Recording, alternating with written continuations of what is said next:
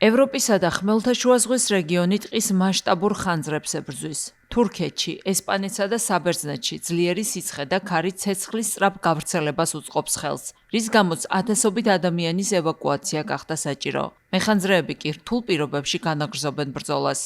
თურქეთის დასავლეთ ნაწილში ხანძრები ერთდროულად 4 პროვინციაში, მუღლაში, ანტალიაში, ჩანაქალესა და ბალიქესირში მძვინვარებს. განსაკუთრებით მძიმე ვითარებაა მუღლასა და ანტალიაში, რომლებიც ქვეყნის ერთ-ერთი ყველაზე პოპულარული ტურისტული რეგიონებია. მოსახლეობის უსაფრთხო ადგილებში გაყვანა მიმდინარეობს.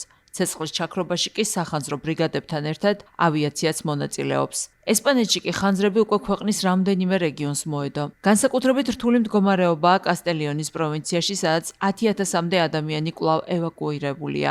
ახალი კერა ზამორის პროვინციაშიც გაჩნდა. ძლიერი ქარისა და მაღალი ტემპერატურის ფონზე ცეცხლი იმდენად სწრაფად ვრცელდება, რომ მეხანძრეები იძულებულნი არიან მოსახლეობის ევაკუაციასა და საცხოვრებელი სახლების დაცვაზე გადაიტანონ ყურადღება. კასტელიონის რეგიონში ხანძრის ჩაქრობაში ავიაციაც აქტიურად მონაწილეობს, ხოლო სამოქალაქო გვარდიამ მოხუცთა თავშესაფრიდან ბენეფიციარების ევაკუაცია უზრუნველყო. უმძიმესი შედეგები მოყვა სტიქიას საბერძნეთში, კუნძულ კრეტაზე.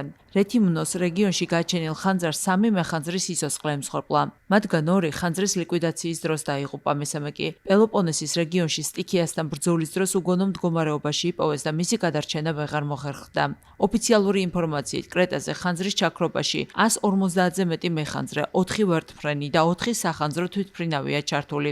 ძლიერი ქარის გამო ცეცხლი კვლავ სწრაფად ვრცელდება. გამოცხადებულია ევაკუაცია, სანაპირო დაცვა კი საჭიროების შემთხვევაში მოსახლეობის ზღვით გადაყვანისთვისაც მზად არის.